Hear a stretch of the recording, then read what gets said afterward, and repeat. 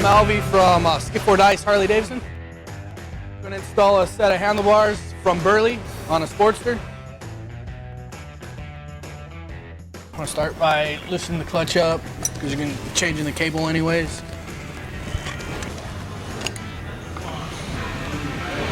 Depending on your bike, different connectors have different ways to disassemble them. Loosen up the handlebar clamp, pull the bars off, get them out of the way. What we're going to do here is find the right wire to the right color, slide them on, and then heat shrink them. Everybody has their own way to do this. I use electrical tape and a feed wire. Make a little loop in the wire, feed half the wires back, just tape it.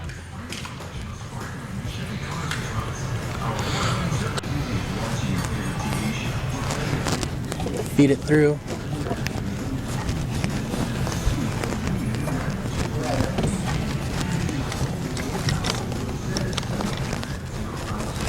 Fed through. Easy as that. Bigger heat shrink over all the wires. Get them nice and tight, right up to the stock heat shrink. Just make it look clean. So we got them all shrink wrapped. Next step is put them back up on the bike, get them all mounted up.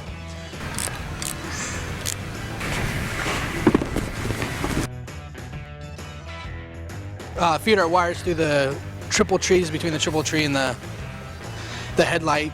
Just putting the wires back in the connector in all the right places. We're going to plug all the wires back in, all the connectors back into their original places. Place the clutch cable. Start by, he has mid control, so remove his foot peg. Slides right out. Reinstall the new one. Make sure the O-ring is on the cable. Feed in the case. Always start it by hand. Do not over torque. Putting the mechanism back in. Just the same way you pulled it apart. Reinstall the derby cover. Make sure the gasket's still aligned. I'm going to reinstall the clutch perch and the switch housings. Put your levers back on and put your cable back in the housing. Put your pivot pin back in there. All right, we're going to adjust the clutch free play to spec. Put the clips back on the clutch cable. So we're going to remove the old throttle cables, get them out of the way. The new idle and throttle cable back in, just go back the way it came out. The cable's back in the housing. And when you put your switch housings back on, make sure you don't pinch the wires. Make sure they're in there's a recess in these bars to keep them from pinching. Make sure that's all aligned. Put the master cylinder back on. Make sure the wires aren't getting pinched, just same as you're doing on the switch housings. Make sure everything's clear and inside where it's supposed to be.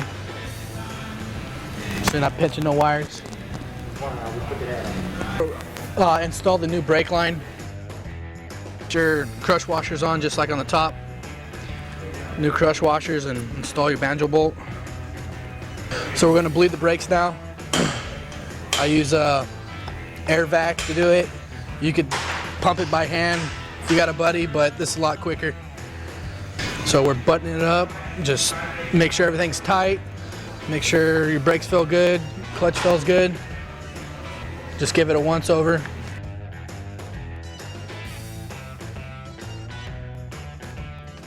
For more information on the products featured here, please head to our website, DennisKirk.com.